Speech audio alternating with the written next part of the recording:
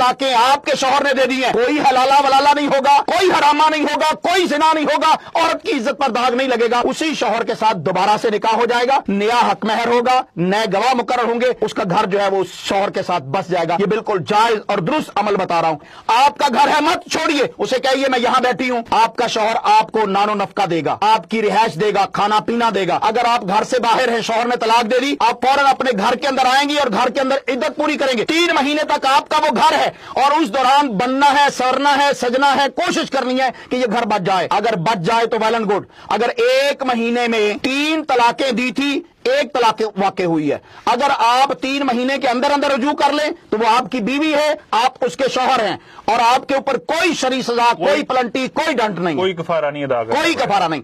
अगर 3 महीने गुजर गए, 3 महीने के बाद आपके ऊपर वो औरत जो है वो हराम हो गई, अब वो औरत निकलेगी, अपने मेके में चली जाएगी।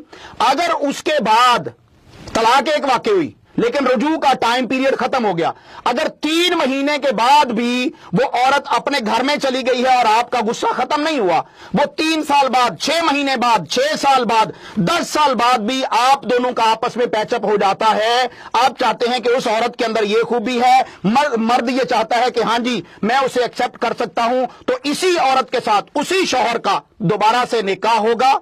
कोई हलाला वलाला नहीं होगा, कोई हरामा नहीं होगा, कोई जिना नहीं होगा, औरत की इज्जत पर दाग नहीं लगेगा, उसी शौहर के साथ दोबारा से निकाह हो जाएगा, नया हक महर होगा, नए गवाह मुकर्रर होंगे और उसका घर जो है वो शौहर के साथ बस जाएगा। ये बिल्कुल जायज और दुरुस्त अमल बता रहा हूं। अगर आप 2 तलाकें आप दे चुके हैं वक्फे के साथ, 1 महीने के बाद दूसरे महीने में भी आपने अपनी बीवी को तलाक दे दी है, फिर भी आपके पास चांस मौजूद है कि आप रुजू कर लें, आखिरी वक्त है। अल्लाह फरमा रहे हैं इमसाकुम बिमारूफिन औ तशरीहुम बिइहसान।